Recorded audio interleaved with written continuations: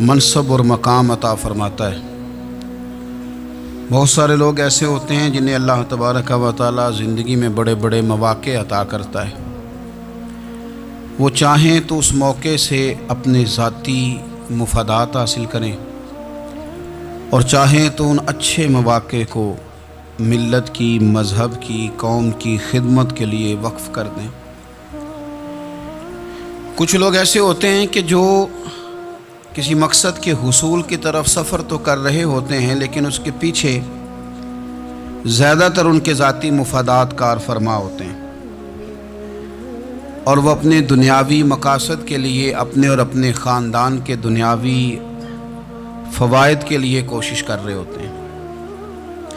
ایسے لوگ بھی محدود رہ جاتے ہیں، ان کی سوچ بھی محدود رہ جاتی ہے، اور کئی دفعہ کچھ تھوڑی دیر کے لیے ان کے نام ابھرتے ہیں اور پھر ہمیشہ کے لیے دب جاتے ہیں۔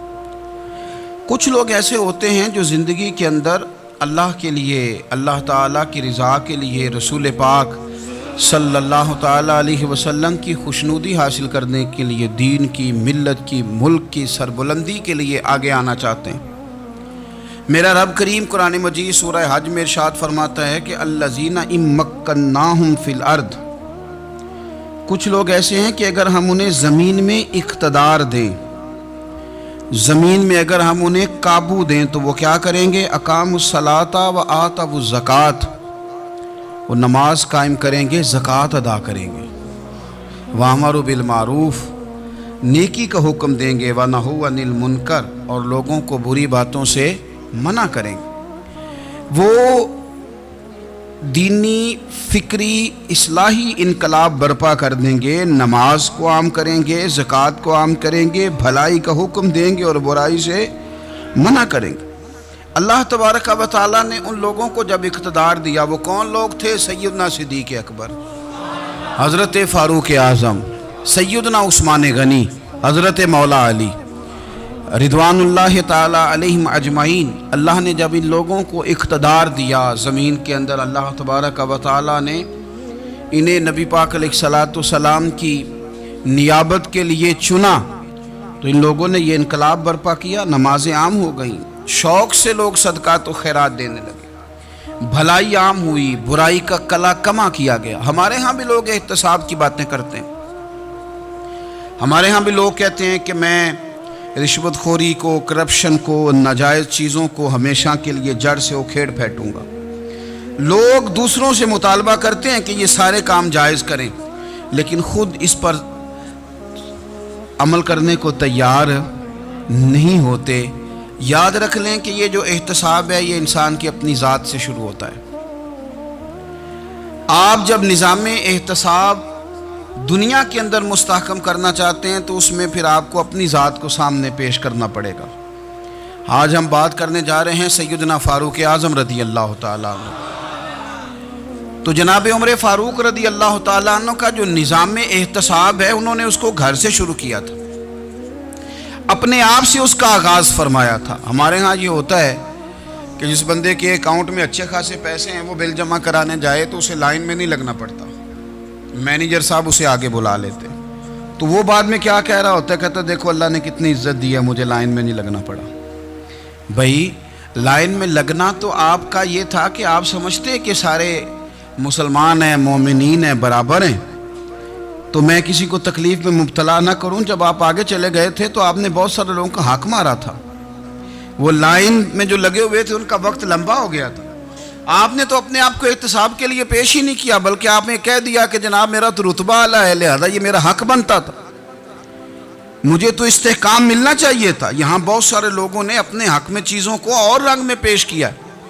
سیدنا فاروق اعظم رضی اللہ تعالیٰ عنہ نے اس نظام احتساب کو اپنے گھر سے شروع فرمایا۔ حضرت عمر فاروق رضی اللہ تعالیٰ عنہ اپنے بچوں سے فرمایا کرتے تھے کہ جب میں حکم لوگوں کو کروں گا نا، اپنی رعایا کو، مسلمانوں کو میں کوئی حکم دوں گا تو تمہیں پہلے اس پر عمل کرنا پڑے گا۔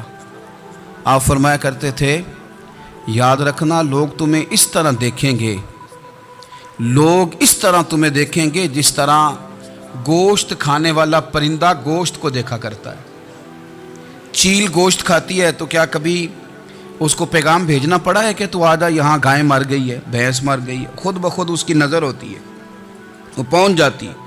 جناب عمر فرمانے لگے میرے گھر والوں، میرے بیٹوں، میری بیٹیوں، میری اہلیہ، لوگ تمہیں اس طرح دیکھیں گے جس طرح گوشت کھانے والے پرندے دیکھتے ہیں، لہذا میں جب کسی کو عمل کروں تو پہلے تمہیں اس پر عمل کرنا پڑے گا جب میں کسی کو حکم دوں۔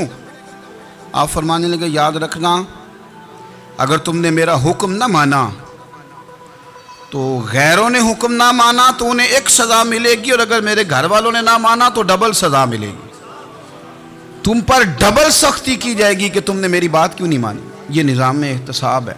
ہم نہ دوسروں کے بچوں کا گلا کاٹ کے اپنے بچوں کی خوشیاں لینا چاہتے ہیں، ہم چاہتے ہیں کہ دوسروں کے بچوں کے حصوں کا مال میرے گھر میں آ جائے، آ جاتا ہے۔ کچھ لوگوں کی سیاست چل جاتی ہے، کچھ لوگوں کا فریب اور فراڈ کام کر جاتا ہے، لیکن وہ گھر روشن نہیں ہوتے۔ ان گھروں میں پیسہ ہوتا ہے پر قرار رخصت ہو جاتا ہے، ان گھروں میں آسانیاں اور وسعتیں تو آ جاتی ہیں لیکن ایک دوسرے کا احترام ختم ہو جاتا ہے۔ سیدنا فاروق اعظم رضی اللہ تعالیٰ عنہ کا یہ طریقہ تھا کہ وہ اپنے بچوں پر سختی کرتے۔ آپ ہمارے ملک میں یہ نظام ہے، موجودہ حکمران ہو یا ان سے پچھلے، بچے سب کے ملک سے باہر رہتے ہیں، یہاں رہتے ہیں تو محلات میں، باہر جاتے ہیں تو بڑی بڑی آسائشوں میں۔ ان کے بچوں کے لیے قانون بھی الگ سے ہیں، قاعدے بھی الگ سے ہیں، اور ہمارے ملک کے اندر تو ایک باقاعدہ پروٹوکول کا سسٹم ہے، اس سسٹم سے گزر کر بڑے بڑے لوگ چلنا پسند کرتے ہیں۔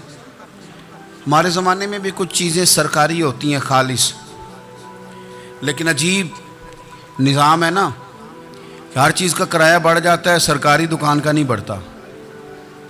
باقی دکانیں 5-6 سال کے لیے ملتی ہیں، سرکاری دکان پہ آپ قبضہ کرنا چاہیں تو پورے 100 سال کے لیے مل جاتی ہے، چونکہ یہ عام عوام کی پراپرٹی ہے تو اس کے ساتھ جو مرضی کو سلوک کرے۔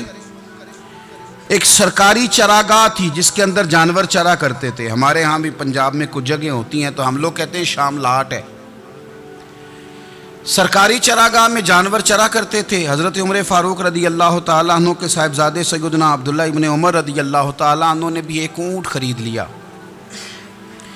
تو سب لوگوں کے جانور سرکاری چراگاہ میں چرتے تھے، آپ نے بھی اپنا جانور وہاں چرنے کے لیے، کھانے پینے کے لیے چھوڑ دیا۔ وہ جب اونٹ آیا تو پتلا تھا، کچھ دنوں کے بعد وہ فربا ہو گیا، طاقتور ہو گیا، موٹا تازہ ہو گیا۔ حضرت سیدنا عبداللہ ابن عمر رضی اللہ تعالیٰ عنہ نے بیچا تو وہ ڈبل قیمت سے بھی زیادہ کا بکا، کیونکہ پہلے دبلا پتلا تھا، اب موٹا تازہ فربا ہو گیا۔ حضرت سیدنا فاروق اعظم رضی اللہ تعالیٰ عنہ کو پتہ چلا تو بلایا، فرمایا پتر اونٹ بیچ دیا ہے؟ ابا جی بیچ دیا ہے۔ فرمایا کتنے کا خریدا تھا؟ اتنے کا۔ بیچا کتنے کا؟ ڈبل قیمت بتائی۔ فرمایا اس طرح کر کے اصل رکھ لے اور جو اوپر ملی ہے مجھے دے دے۔ حضور آپ نے کیا کرنی ہے؟ فرمایا میں سرکاری خزانے میں جمع کروں گا۔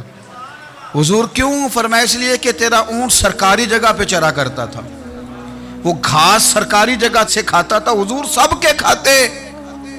حضرت عبداللہ ابن عمر کہنے لگے سب کے کھاتے ہیں۔ آپ فرمانے لگے تو سب میں شامل نہیں ہے، تو امیر المومنین کا بیٹا ہے، تجھے میں یہ حق نہیں دے سکتا، تیرے اوپر تھوڑی سختی زیادہ کی جائے گی، تجھے یہ حق نہیں ملے گا۔ تو اپنے اونٹ کو چونکہ سرکاری چراگاہ میں چرایا کرتا تھا، لہذا تجھے وہ جو اصل رقم یہاں جمع کرانی پڑے گی۔ ہمارے تو بچے پہلی بات تو یہ ہے کہ بات ہی نہیں سنتے۔ یہ سب کے بچوں کی بات کر رہا ہوں، وہ ٹیچر کے بچے ہوں، سیٹھ کے بچے ہوں، پیر کے بچے ہوں، امام صاحب کے بچے ہوں، کسی کے بچے ہوں، پہلے تو سنتے نہیں۔ اور اللہ خیر کرے اگر آپ کوئی سنانا چاہیں تو فوری طور پر وہ ہوم منسٹری کے پاس پہنچ جاتے ہیں، ان کی اماں ان کی وکیل بن جاتی، آپ کہہ ہی کچھ نہیں سکتے، حالات رخ بدل جاتے۔ اس کا نقصان یہ ہوتا ہے کہ ان کو تراشا نہیں جا سکتا، ان کو ہیرے نہیں بنایا جا سکتا، ان کے اوپر کچھ ایسی میل کچیل چڑھ جاتی ہے جو بڑی عجیب و غریب ہوتی ہے۔ اور کچھ لوگ ایسے ہوتے ہیں جو خرابی کرنے میں بھی اپنا کردار ادا کرتے ہیں، خرابی کرنے میں، اور بڑے لوگوں سے منسلک ہونے کے لیے لوگ رستے تلاش کرتے ہیں، رستے۔ میں چونکہ چیزوں کا مطالعہ کرنے کا بڑا شوقین ہوں، تو میری والدہ داخل تھیں کئی سال پہلے ہسپتال میں، تو مجھے اس ہسپتال میں کچھ دن رہنا پڑا، ایک پرائیویٹ ہاسپٹل تھا، تو اس میں انہوں نے جگہ جگہ لکھ کے لگایا